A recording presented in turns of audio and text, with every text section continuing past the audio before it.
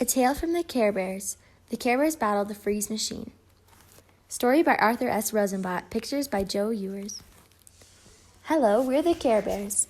We're a special group of colorful, round, snuggly little bears whose job it is to help you understand your own feelings and share them with others. As you can see, we have special pictures on our tummies, and those pictures tell you the special job each of us loves to do. I'm Tenderheart Bear, and it's my job to help people reach out to each other.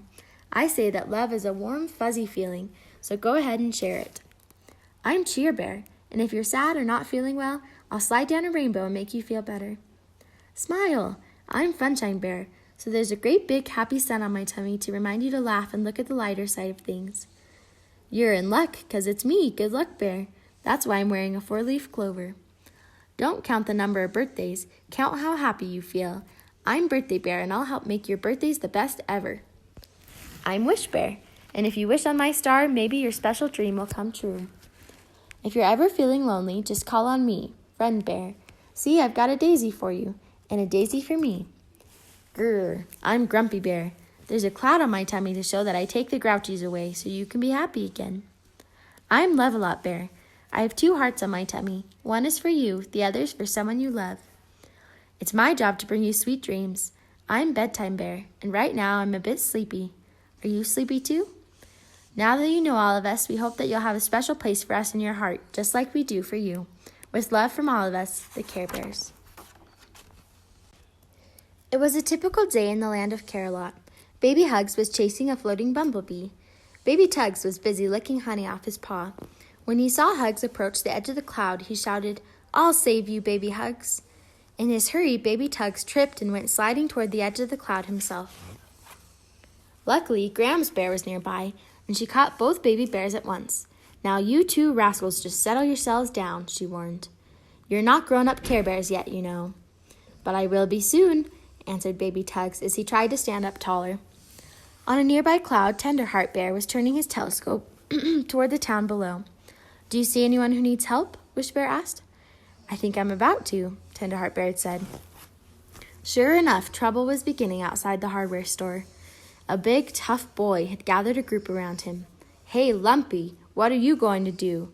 asked one of the other boys. "Just wait and see," the big boy answered. The door opened and a small boy stepped outside. He was carrying a big bag full of hardware. "Here's how we get Brainy Boy Paul," Lumpy said as he shoved his bat between Paul's feet. Paul tripped. The bag fell to the ground and out spilled a collection of nuts and bolts, wire and springs. Paul looked at the bat and said, "You did that on purpose. Why are you always picking on me?" "'Cause you're an oddball, and we don't like oddballs," answered Lumpy. Then he and the others laughed and ran off to the playground.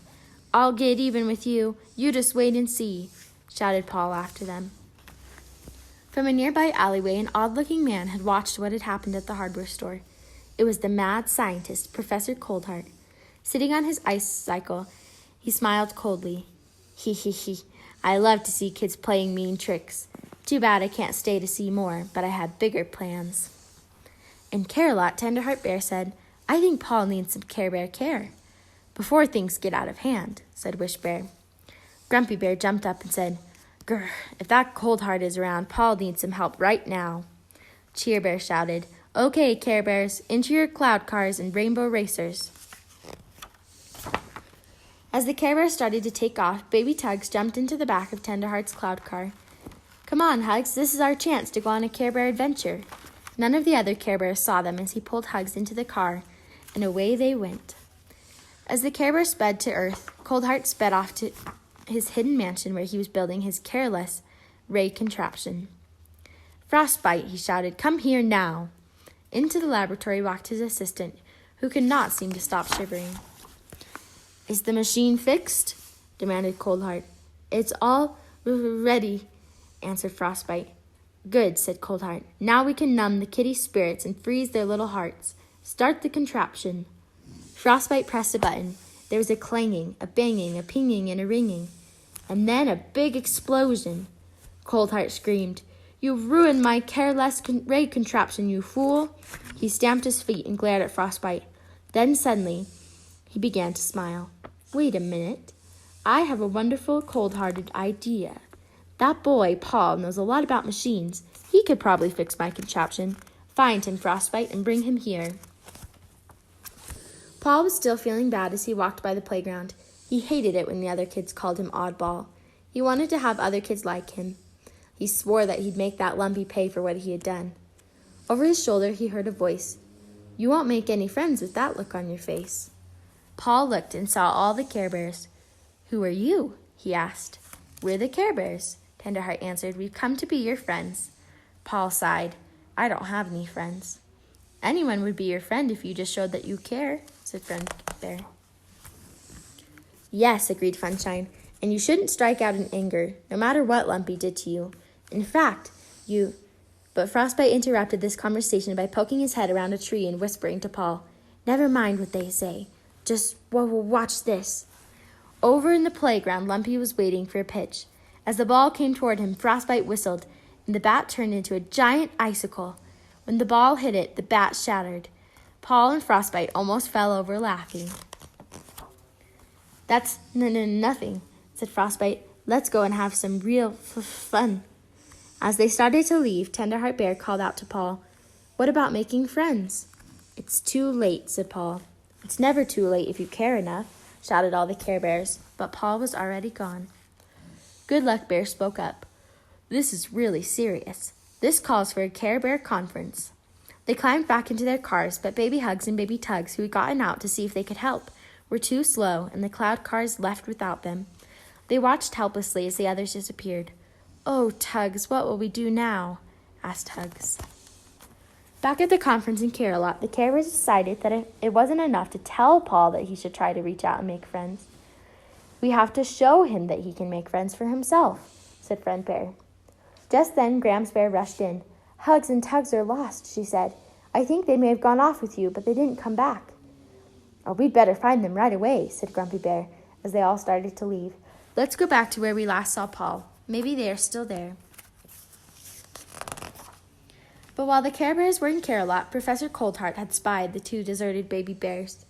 "It looks like hunting season on Fuzzy Wuzzies has just begun," he cackled.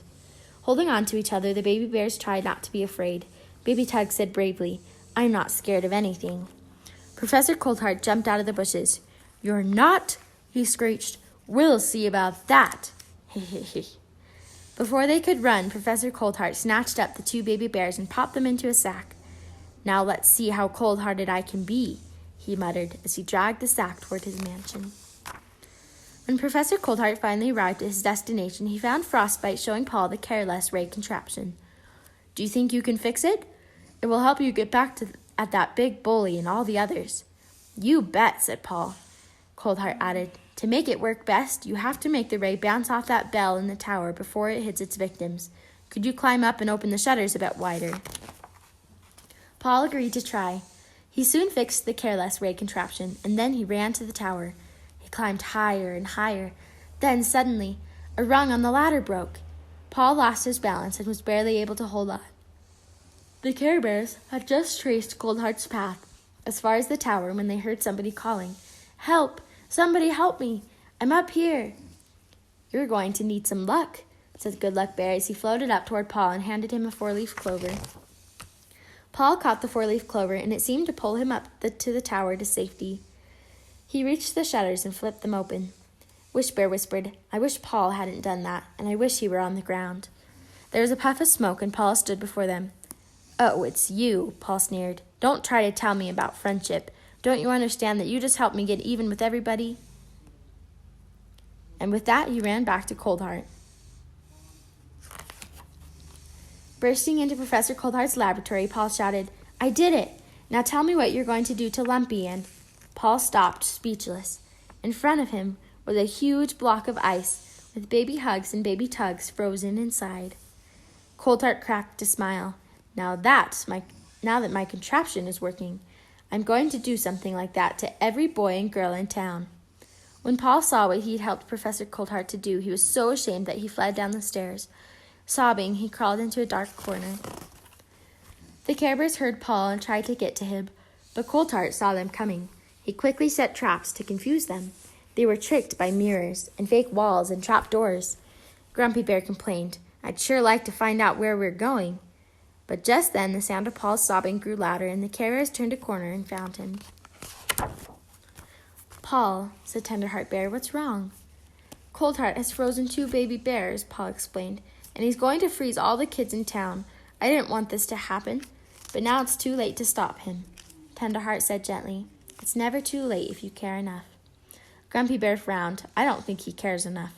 I do care enough," shouted Paul. "Follow me." All the Carebears and Paul raced around every trap and finally reached the laboratory. "You're too late, Fuzzy Wuzzies. Every child in town is frozen solid, just like these 2, said Coldheart, pointing to Baby Tugs and Baby Hugs. "There's nothing you can do to melt them." The Carebears began to whisper among themselves. Then they all lined up, and Friend Bear announced, "It's time for the Carebear stare."